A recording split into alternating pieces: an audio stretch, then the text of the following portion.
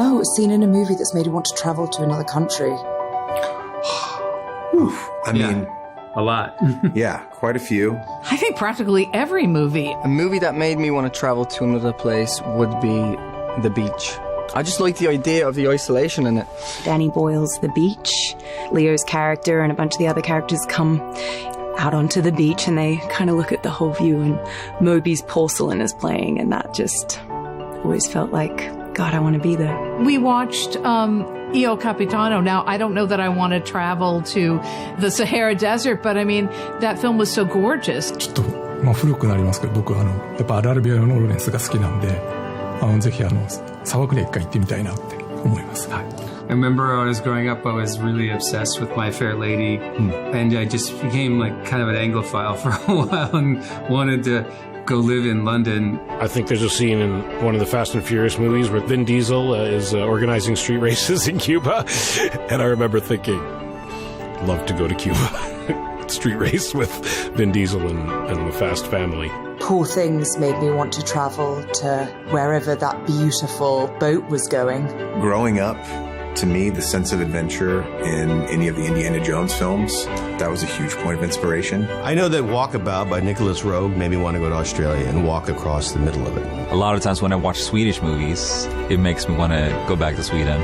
Films like Let the Right One In, even though they're all vampires, but that really made me kind of miss my friends. One of the ones, I guess, that made me want to travel, and I still haven't gone, would be Apocalypse Now, because I've always heard that shoot was really wild, and I've always wanted to go to that part of the world and see where that film was made. There's a movie called Before the Rain, and it was shot in Macedonia, and it's obviously very old, and a lot has gone on that soil, and it's never left my mind.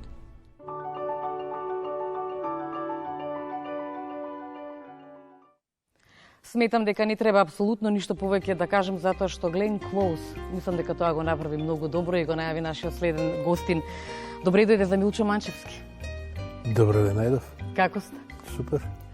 Манчевски, помина 30 години откако Пред дождот беше доби номинација за Оскар. Сега, после 3 децени, можете да се сетите на првото чувство кога ја добивте веста? Па беше многу рано на Сабајле. Поради временската разлика, бе во Лос Анџелес и се јави директорот на Полиграм, затоа што Полиграм го дистрибуираше и беше еден од финансиерите на филмот Полиграм Франција. Се јави и со шега, со зафрканција, со виц, вика номиниран си и кога ќе подигаш наградата да се заблагодариш на мајка на неговата мајка. Тоа беше во Марина Дел Рей кога излезе номинацијата. Ама тоа беше некако на опашката од сите, од еден куп патување и фестивали и награди. Така да некако се беше калакурница и веќе бев изморен од целото тоа. Во материјалот кој што го видовме пред да се вклучиме тука од студиото, ја слушнавме Глен Клоуз што кажува токму за Пред дождот, и сите оние други филмови кои што беа набројани па во едно убаво друштво. Убаво друштво. Апокалипса сега. Да. Па да, мислам, луѓе го сакаат филм. Тој филм баш онака емотивно ги погаѓа. Има за другите филмови имам луѓе кои реагираат, кои ги анализираат повеќе, можеби повеќе им значат од некоја друга перспектива, ама за овој филм страшно многу луѓе емотивно се врзани и таа емоција долго ги носи. И тоа, мислам, имам луѓе кои, не знам, имаше една професорка од Бразил што дојде во Македонија, затоа што го гледала филмот. Имав во Шангај ме однесоа во едно приватно мини кино во еден голем стан, кај што се собираат луѓе, мислам полулегално дека пуштаат странски филмови, и гледам на ѕидот стои мало плакатче од Пред дождот. Има кај многу луѓе баш емотивно некако одекна тој филм. Имав една ситуација во Италија, проекција имаше на филмов пред 5-6 години, значи 1,000,000 години од како оригинално играше филмот, и ми приде еден човек, вика, Значи, сега го гледам повторно. Не памтам ништо од приказната на филмот, на Пред дождот, кога првиот пат го гледав, ама го паметам чувството и ова е истото тоа чувство кое сега пак ми го побуди и тоа е уметност, да побудува чувство. Поправете ме ако грешам, но имам чувство дека филмската индустрија, мислам на Холивуд, во случајов е фокусиран на успехот на благајните. Сега, како во една таква ситуација да му се даде приоритет на уметничкиот интегритет и на емоцијата? Па мојот рецепт е, свесен сум за барањата на индустријата и не ги зимам предвид. Значи, јас се бавам со оно што мене ме интересира како автор. Гледам да не направам проблем на оној што го финансира филмот, значи да не се сукобувам со нивните потреби, ама не можам да ги задоволувам нивните потреби. Не е тоа во описот на моето работно место. И мене ме интересира филм кој ќе има интегритет, кој ќе постои после 30 години, после 50 години, кој ќе ми биде драго што сум го потпишал, на кои луѓе ќе реагираат, а дали го гледале 20 луѓе или 20 милиони, стварно ми е сеедно. Мислам, затоа што мојот диалог е со делото, не е со благајната. И така многу помирно се спие. А мислите дека филмовите влијаат во обликувањето на општествените перспективи? Па да, иако не на оној начин на кој што обично се мисли. Мислам, цел, функција, задача, обврска на уметноста не е да биде образовна институција.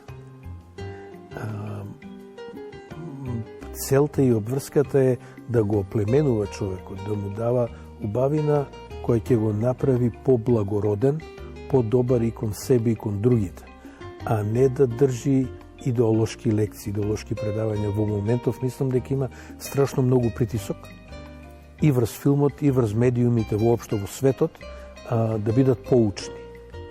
И тоа мислам дека е контрапродуктивно. Сега кога веќе споменавте дека работите треба да бидат поучни, знам дека многу ве радува работата со студентите. За нивните успеси, веќе меѓу вашите студенти има и 2 Оскари, ако не се лажам. Еден е режисер на последниот филм за Джеймс Бонд и успехот на вашите студенти говори дека воопшто не сте себични кога го пренесувате знаењето, ја откривате тајната и меѓу другото велите дека и сакате да учите од нив. Што научивте вие од вашите студенти? Првата работа што ја научив е и тоа не сега, не кога почнав да предавам. Значи, ова е кога почнав да предавам на постдипломски студии на Нью Йорк Университи, каде што најголем број од моите студенти што ги спомнувате ги завршија постдипломските. Првото што го научив е ракописот да биде поедноставен. Филмскиот ракопис да биде подиректен, да биде посуптилен, да се бави со приказната. Што е нешто што јас би требало нив да ги учам, ама они на пример тоа ми го покажаа. Јас ги учам на занет и ги терам да зборуваат од срце, а не да зборуваат со манипулација или тоа што некој друг го очекува од нив, без оглед на тоа дали е тоа некој политички спонзор или е тоа холивудско студио што бара што повеќе пари. Значи да зборуваат од срце. Ако веќе си се нашол во една ваква страшно благородна и убава и прекрасна ситуација да правиш уметност, која ја гледаат многу луѓе, биди чесен кон тоа што го правиш, немој да калкулираш. Слично и со професорувањето. Мислам, многу е убаво да пренесуваш знаење, на тоа се базира целата цивилизација, целото општество. Ние сите пренесуваме некакво знаење. Јас порано го правев тоа и се уште го правам во филмските екипи. Мислам, од тие луѓе што денес работат во Македонија и не само во Македонија, и продуценти, и кастинг директори, и глумци, еден куп од нив првата шанса има на мои проекти порано. Така да и тоа, а и формалното професорување се прекрасна работа, многу убава работа да се работи со луѓе. Ги споминавте на продуцентите, тука е директорот на фотографија. Филмот е комплексна работа меѓу другото тука е и монтажата. Ќе побарам од режија да ми пуштат една изјава за да можеме да ја искоментираме. Мислам дека ќе бидете пријатно изненадени. Ја ги монтирам сите ствари што ги снимам. Тоа е дел од уговорот. Затоа што ја мислам, мене ми е режијата ми е изговор за да влезам у монтажа. У монтажата уствари се прави, у монтажа се ствара правиот филмски јазик. А она се претходно доаѓа од некои други медиуми, од фотографија, од театар, од сликарство. Ако ќе влезеш у монтажа, ти можеш значењата комплетно да му ги менуваш, ритамот, пулсирањето да му го менуваш и тоа е најдобриот дел. Баш ка работиш сам или со еден-двајца асистенти, не мораш да се грижиш толку за времето кога ќе стигнеш, како ќе стигнеш, ако сакаш работиш 20 сати, па онда 2 дена паузираш. Да, монтажата е магија. Да, многу убава магија. Тоа е веројатно најабстрактниот дел од процесот. Ти се друго во правење филмови, посебно во неанимирани филмови, значи мораш да го врзано е со материјалниот свет. Тоа е таа локација, тоа е таа реквизита, тоа се тие глумци, па сега треба да избереш еден. А во монтажата работиш абстрактно и ја... Добро сум заклучил тогаш. Да. Мене ми е најубав дел од процесот, затоа што и во монтажата се пишува последната верзија на сценариото. Што не значи дека треба да го оставиш решавањето на сите сценаристички проблеми за во монтажа. Ама тоа што си имал намера, тоа што било на хартија и тоа што си го снимил, сакал не ќе се разликуваат. И се работата која ќе влезеш во монтажа, да видиш што стварно имаш. И да го извлечеш оптимумот. Оптимумот од снименото, а не од замисленото. Денеска технологијата возможува на екран да се стават многу работи, самите ние се наоѓаме во виртуелно студио, да се стават многу работи за кои порано можеше само да се сонува. Сега на тоа вие ќе додадете дека тоа не ги прави филмовите ниту полоши, ниту пак подобри. Прашањето ми е колку овие нови технологии можат да помогнат или да одмогнат во создавањето на уметноста, на душата која што треба да се внесе и емоцијата која треба да се разбуди? Па тоа ти дава повеќе можности, технички изразни, ама суштината не би требало да мене... Ева вака ќе ви дадам ваков пример. Дали луѓето се подобри едни кон други, дали постојат подлабоки пријателства од како измислен телефонот во споредба со периодот пред да постои телефон. Суштината пак останува иста.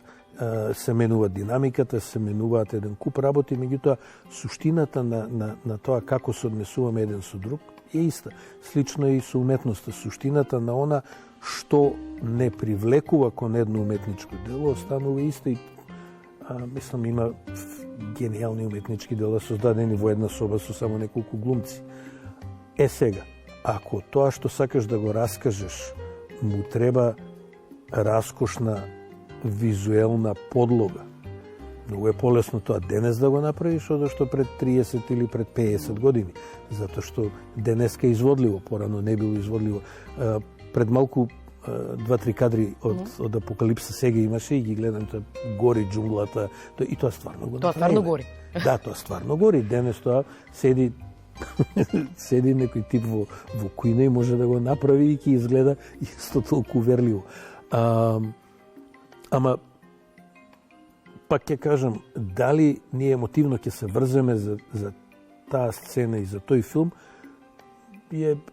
не зависи многу од техниката. Нешто гениално што е создадено пред многу години ќе видиме во продолжение, па веднаш потоа ќе го искоментираме.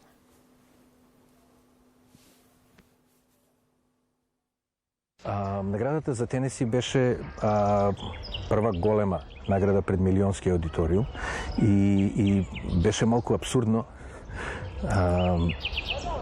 македонецот Дебармало да добие награда за најдобар хип-хоп спот. Меѓутоа, тоа стварно беше добар спот и сега го гледам од дистанца. Со право кажав гениално дело. Се сеќавате Манчевски спотот кога го снимавте? Како не, Ептен. Ова ми беше еден од првите спотови што ги направи. Пред тоа бев со една друга фирма за правење на спотови, музички спотови. Ми беше првата фирма, значи ја 5 години покушавав да работам во мојата област, не можев да најдам работа.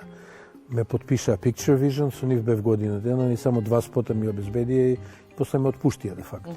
И како почнав со една друга, уште помала фирма, ова беше прв спот што го добивме за некој миниатурен буџет. Патувавме во Атланта, снимавме таму, снимавме на Стар Болекс, на филмска лента, црно-бел негатив. 2 недели ги убедував 3 да снимаме црно-бело, кога се сложија, одма го купивме негативот, да не се предомислат. И кога излезе, ова беше прв сингл на Arrested Development за Chrysalis Records. И на Chrysalis Records ова беше прв хип-хоп спот. И кога излезе, експлодираше. Мислам, на луѓе, пак ќе кажам, емотивно, многу им беше драг, но топол им беше и приказната, а и беше контраст со сето тоа што тогаш се работеше во хип-хоп, кое беше многу насилно и гласно и брутално и гангстер рап. Баш нека гангстерски спротивно ново, и ние идевме баш спротивното да го направиме. И точно го памтам и снимањето и после експлозијата кога излезе. И после одеднаш имав повеќе понуди од што можев да реализирам во следните години и пол, допред да се случи пред дождот. А само морам да кажам дека материјалот кој што го видовме од архивата на македонската телевизија, работен од новинарката Рената Поповска, претходната изјава работен од нашата колешка Гена Теодосиевска. Манчевски, пишаниот збор е во нераскинлива врска со филмската уметност. Па раскажување е и едното и другото. Така. Неодамна се случи промоцијата на Манчевски 5 есеи. Станува збор за 5 есеи пишувани во периодот од 1994 се до 2022 година. Сега кога ќе погледнете низ тие есеи, има суштинска промена во мислата, размислата, емоцијата? Сигурно има некаква. Промена има. Јас ги поминав уште еднаш, мислејќи дека ќе треба нешто да се интервенира, нешто ситно, чисто козметички повеќе од што суштински, затоа што не сакам да ја менувам суштината и немаше нешто многу за промена. Во преводите имаше малку повеќе потреба да се интервенира. Од тие 5-4 се пишувани на англиски, па преведувани на македонски, а еден обратно. Тој најстариот есеј е некако и најбезобразен. Најбезобразен како теоретско размислување, тој ми беше најинтересен. Со Кајмак постигнавте огромен успех. Мене ми е задоволство што можам да кажам дека македонската телевизија е копродуцент и наскоро ќе можат и гледачите на јавниот сервис да го погледнат филмот. Знам дека ќе го задржи вниманието на гледачите, впрочем и сето онако што вие го создавате го привлекува и го задржува вниманието на аудиториумот. Меѓутоа, што е она што вам ви го привлекува вниманието? Многу работи, разни работи. Луѓе. Сакам кога ме изненадуваат работи. Кога одам на нови места. Тие места уопште не мора да бидат гламурозни. Сакам по сокаци да скитам или по полунапуштени со коров покриени места. Сакам луѓе кои имаат многу добрина да понудат. И за нив и зборувам во филмовите мои. Еви го Кајмак и во сите од Тенеси, од пред дождот навам. Значи, добрина, безобразлук, изненадување, хумор. Се тоа ме радува. Да, македонската телевизија ни беше партнер во Кајмак. Не знам која ќе игра, се надевам скоро. Наскоро ќе бидат можат гледачите да го погледнат? Да, веројатно и во следниот филм што го спремам сега, се вика Збогом Копакабано. Ќе видиме, веројатно македонската телевизија ќе учествува и во тој. Споменавте, кажавте, сакате изненадување. Успеавме денеска да ви изненадиме со нашето виртуелно студио, се надвам. Да, баш онака пријатно сум изненаден. Прв пат го гледам, не знам, веројатно не е многу старо, одлично, мислам, баш онака top of the line. Манчевски ни остана уште многу теми за кои што можеме да разговараме и да дискутираме, меѓутоа ќе оставиме за некоја друга прилика, за да можеме повторно да се видиме. Да имаме оправдување, да. Така. Ви благодарам многу за одвоеното време и за тоа што денеска бевте дел од наш подиум. Апсолутно.